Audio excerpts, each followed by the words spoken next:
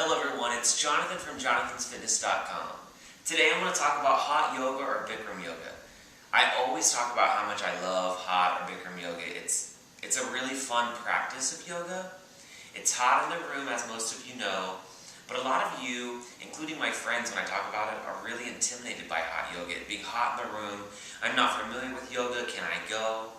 And basically today what I wanted to talk about was what you need to know, including my friends, what you need to know before you walk into a hot yoga or Bikram yoga class. Here are a few pointers that I have for you. First, make sure you come prepared. I always bring my yoga mat, of course, and a towel. And usually the towel I bring it's specially made for a yoga mat. It goes over top of a yoga mat. And it has a gripper on the bottom of the towel. So whenever you do a standing pose, and it's really hot and really sweaty in the room, the towel doesn't slip. Feel free to bring your own towel and a head towel as well to wipe off with. I also bring a glass of water, or any kind of water really. There are many times in class, usually the 75-minute class more than any other class, you have a lot of breaks, a lot of standing poses where you can just stop and get a drink of water. Also, never forget a plastic bag with a change of clothes. Whenever you get done, you will be very hot and you'll be very, very sweaty. Always bring a change of clothes. It will just make everything better at the very end of class. Also, there are a lot of poses that you go through in a hot yoga or Bikram yoga class.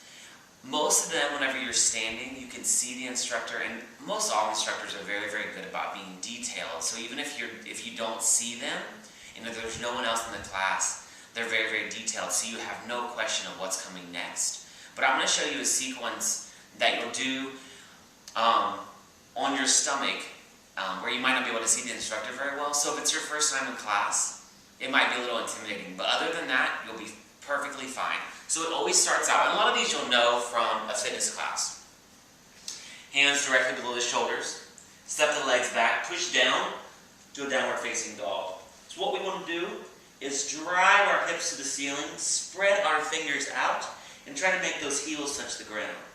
What we do is deep breath in, bring it forward to plank.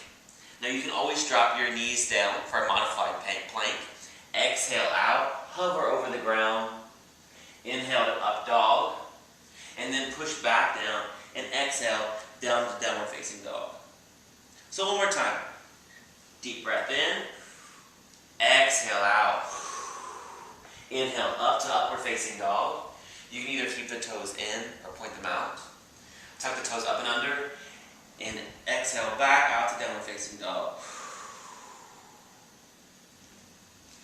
So there's the sequence that you might not be able to see the instructor. As long as you practice that, the rest of it is standing and you'll have absolutely no problem. So don't forget your yoga mat, your yoga towel, a water, a change in clothes, and a nice relaxing practice with your Bikram or hot yoga. Thanks, this is Jonathan from jonathansfitness.com.